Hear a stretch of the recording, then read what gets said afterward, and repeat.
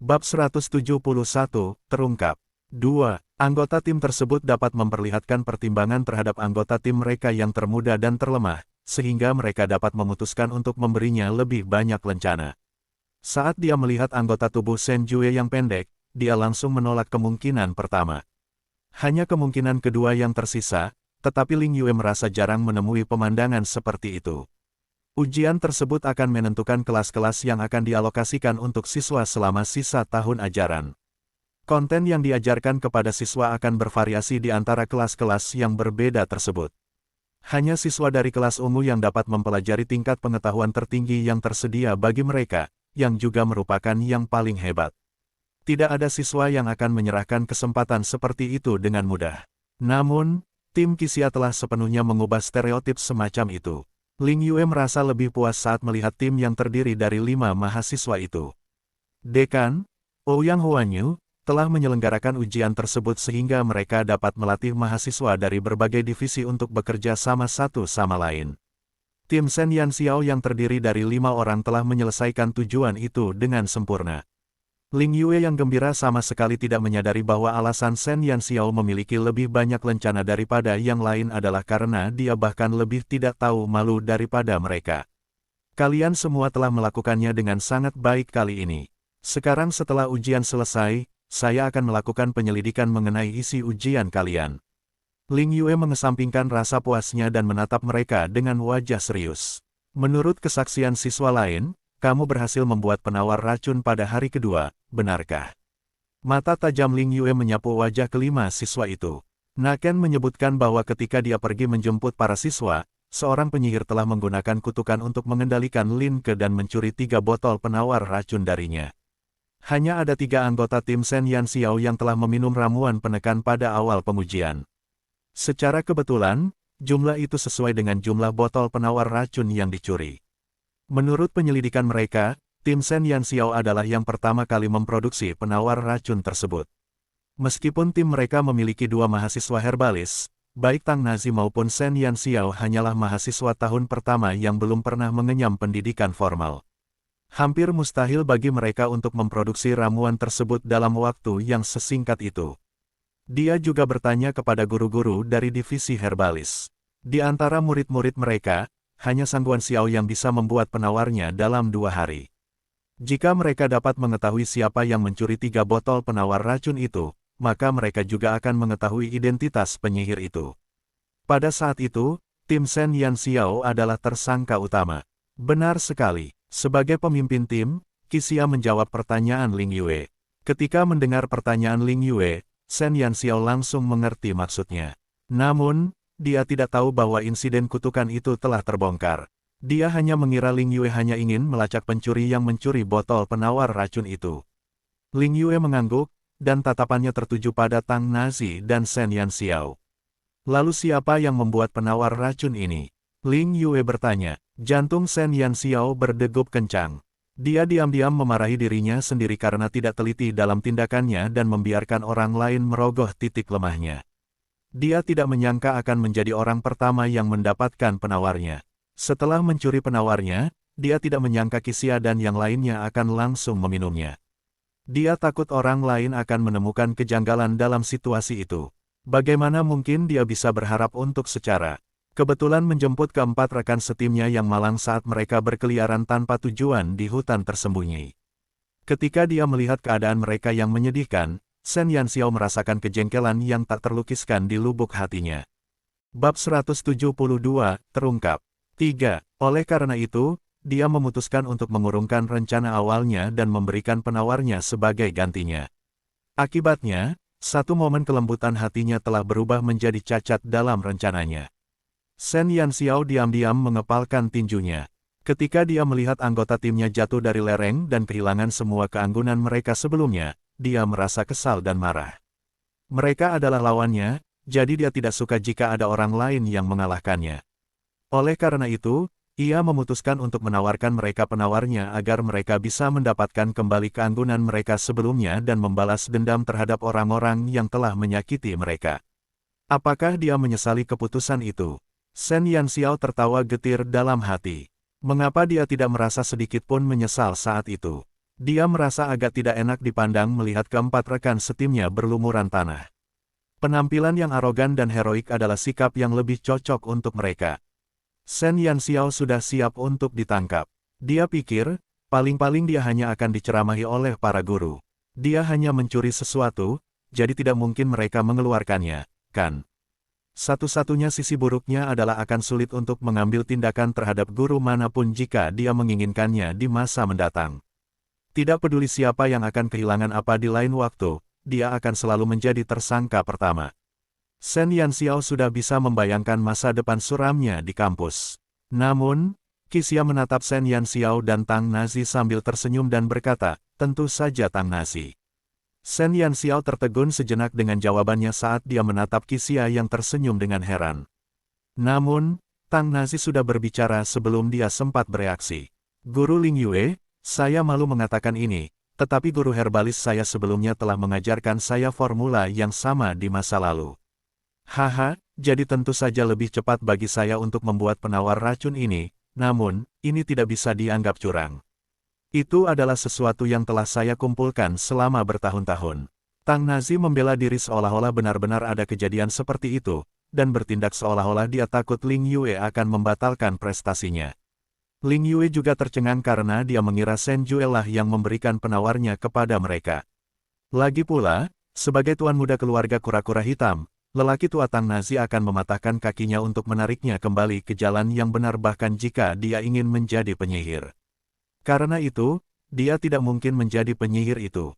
Meskipun Shen Jue adalah bagian dari keluarga burung vermilion, mereka yang berasal dari keluarga cabang jarang dihargai oleh keluarga utama.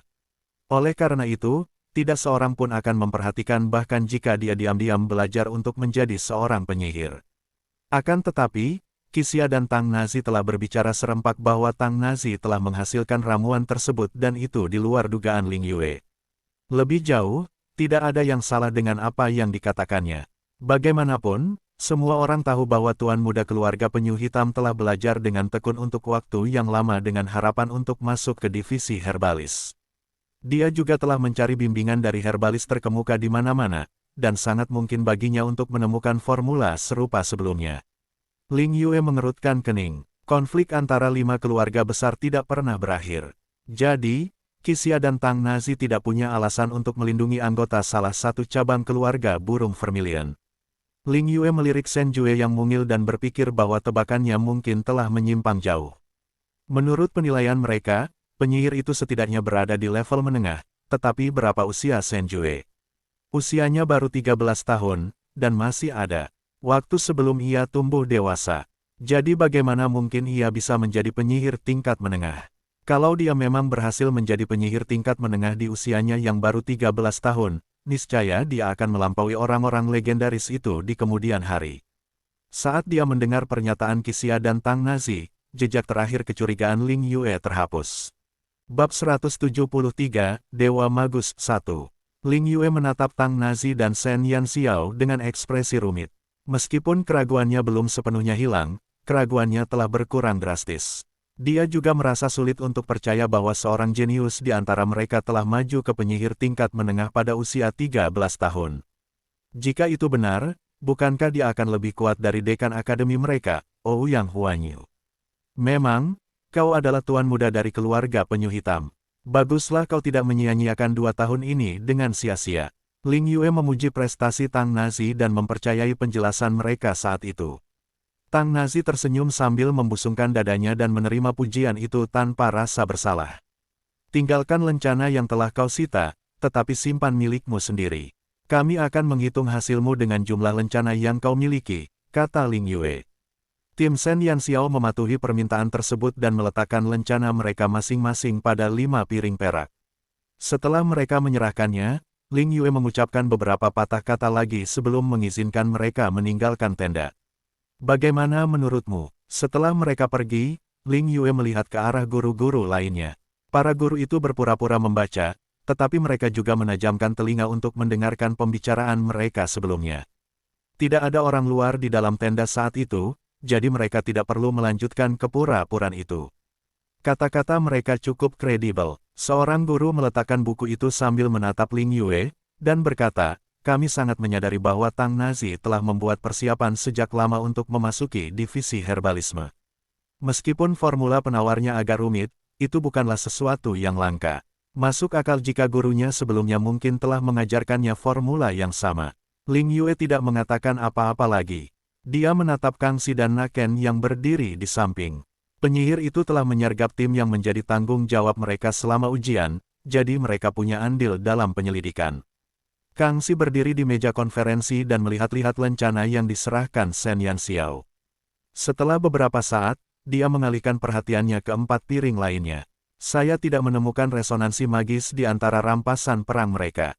Setiap guru telah meninggalkan sihir persepsi pada lencana, dan akan ada resonansi magis saat mereka mendekatinya. Kang Xi telah memeriksa lencana itu satu persatu tetapi tidak menemukan jejak fluktuasi magis yang familiar. Jelasnya, lencana dari tim Chaosu tidak ada di antara yang ada di atas meja. Naken juga pergi ke sana dan memeriksa dengan metode yang sama seperti Kang Xi. Dia mendapat hasil yang sama seperti Kang Xi. Ling Yue, apakah kau mencurigai murid bernama Shen Jue? Setelah tim Qixia masuk, Naken menyadari perhatian Ling Yue tertuju pada murid kecil bernama Shen Jue itu. Ling Yue mengangguk. Sebelumnya, aku juga menganggapnya sebagai orang yang paling mencurigakan di antara mereka berlima. Lagi pula, ada 2 ahli tanaman obat di tim ini, dan sebagai tuan muda keluarga penyu hitam, Tang Nazi tidak akan pernah menjadi penyihir. Begitu pula dengan 3 orang lainnya. Akan tetapi, Shen Jue hanyalah anggota dari salah satu cabang keluarga. Bukan tidak mungkin baginya untuk belajar secara diam-diam untuk menjadi penyihir. Bukan karena Ling Yue paranoid, tetapi tim Shen Yanxiao adalah tim pertama yang membuat ramuan itu. Lebih jauh lagi, jumlah anggota mereka yang membutuhkan penawarnya juga sama dengan jumlah penawar yang dicuri. Kang Xi mengerutkan alisnya dan berkata dengan nada tidak yakin, tapi dia baru berusia 13 tahun. Bahkan jika dia yang paling mencurigakan, sama sekali tidak mungkin baginya untuk menjadi penyihir tingkat menengah di usia yang begitu muda. Bab 174, Dewa Magus 2. Seorang penyihir tingkat menengah akan sebanding dengan seorang magus tingkat menengah. Bahkan jika mereka mencari di seluruh divisi magus, tidak ada satupun siswa yang dapat maju ke magus tingkat menengah pada usia 13 tahun. Qixia baru melangkah melewati ambang batas untuk menjadi magus tingkat menengah pada usia 14 tahun. Bakatnya sebagai seorang magus merupakan sesuatu yang sangat langka sehingga hanya dapat dilihat sekali dalam 1000 tahun. Kemampuannya juga dapat menyamai Ouyang Huanyu. Lebih jauh lagi, kemajuan seorang penyihir lebih menantang daripada seorang magus. Jika Shen Jue adalah penyihir tingkat menengah di usia 13 tahun, bukankah dia akan lebih menakutkan daripada Ouyang Huanyu? Jika memang begitu, kata mengerikan tidak akan cukup untuk menggambarkannya, karena ia praktis merupakan suatu kelainan. Ling Yue terkekeh. Mungkin aku terlalu memikirkannya. Kemungkinannya paling tinggi berdasarkan berbagai informasi, tetapi usianya tidak cocok. Seorang penyihir tingkat menengah di usia 13 tahun. Tidak ada yang akan percaya meskipun berita itu tersebar di seluruh benua. Kalau begitu, mari kita lanjutkan pencarian. Perhatikan dan periksa lencana siswa yang datang nanti untuk melihat apakah ada petunjuk. Selain penawarnya, 10 lencana itu juga merupakan poin penting. Kang Xi dan Naken mengangguk. Para guru kemudian membawa tim mereka ke dalam tenda secara berurutan. Kang Xi dan Naken memeriksa lencana mereka satu persatu. Semua siswa telah kembali ke perkemahan, dan semua lencana telah diserahkan. Akan tetapi, mereka masih belum berhasil menemukan lencana yang hilang dari kedua tim, dan mereka dibuat bingung oleh masalah kecil itu. Sepertinya sudah ditangani dengan hati-hati. Penyihir itu sangat berhati-hati dalam gerakannya. Setelah mereka memeriksa selama seharian, Kang Xi kelelahan secara mental saat dia duduk dan mengusap pelipisnya yang sakit. Mungkinkah tebakan kita salah? Mungkin motif orang itu adalah untuk mengalihkan perhatian kita, dan dia tidak berniat menggunakan lencana dan penawar yang disita itu. Naken juga lelah. Dia hampir gila setelah memeriksa lebih dari 1000 lencana. Itu juga mungkin. Ling Yue mengangguk. Dia terlalu bergantung pada 2 petunjuk itu, dan dia berasumsi bahwa penyihir itu akan menggunakan 10 lencana dan 3 botol penawar racun itu.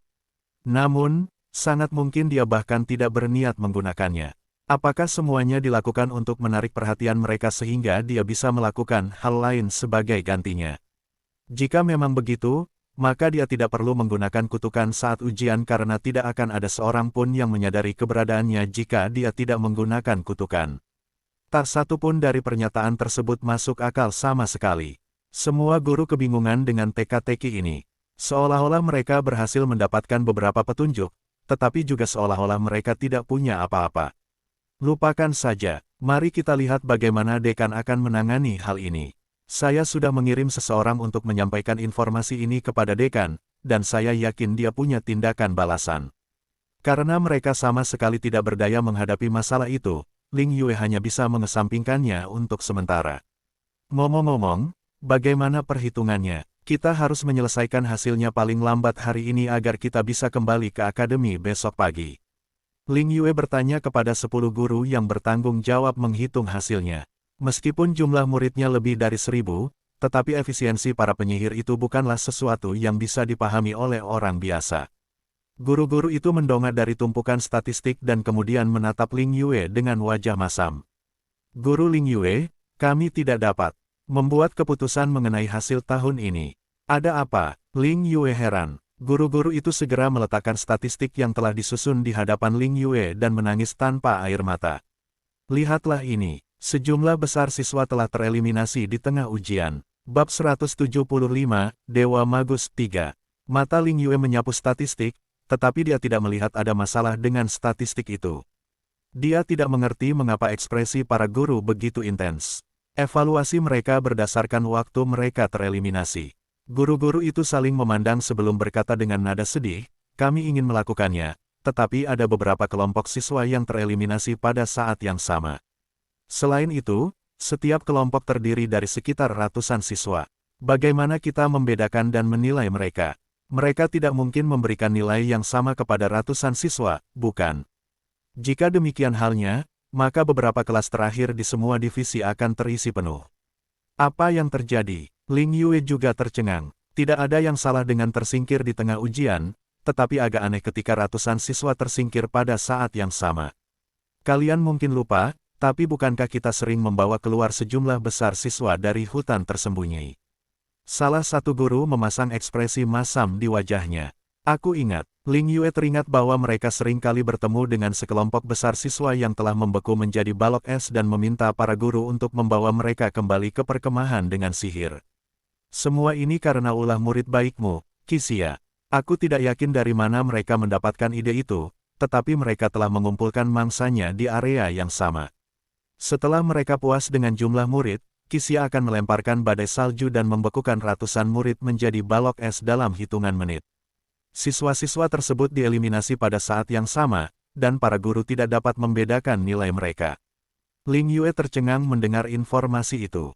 Dia begitu sibuk dengan penyelidikan penyihir itu sehingga dia tidak memperhatikan para siswa dalam ujian. Namun, badai salju, Ling Yue mengira itu hanya lelucon. Itu adalah sihir tingkat tinggi yang hanya bisa digunakan oleh penyihir tingkat lanjut. Berapa umur Qixia? Bagaimana dia bisa menjadi penyihir tingkat lanjut? Apakah kamu yakin tidak salah lihat? Ling Yue masih ragu. Meskipun Qixia berhasil mencapai level penyihir tingkat menengah pada usia 14 tahun, terlalu sulit dipercaya baginya untuk bisa naik ke level penyihir tingkat lanjut dalam waktu 2 tahun. Bahkan Ling Yue membutuhkan waktu 7 hingga 8 tahun sebelum ia maju ke magus tingkat lanjut dan gurunya memuji kecepatannya saat itu. Bagaimana jika waktu untuk mencapainya dipersingkat menjadi 2 tahun? Di seluruh kekaisaran Longxuan, mungkin hanya jenius Super Ouyang Huanyu yang mampu mencapai hasil itu.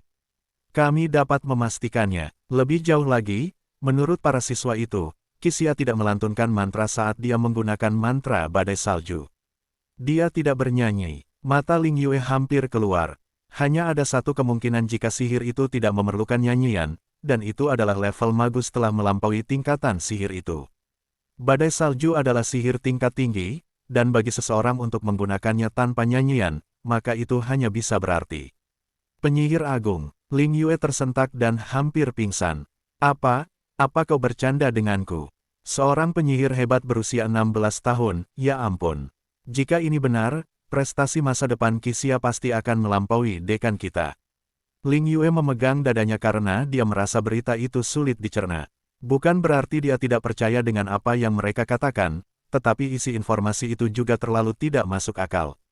Bagi seseorang untuk naik pangkat dari magus menengah ke magus tingkat lanjut sudah sulit dipercaya. Jika dia langsung naik pangkat menjadi magus tingkat tinggi. Ya Tuhan, apakah Qixia mencoba memecahkan rekor?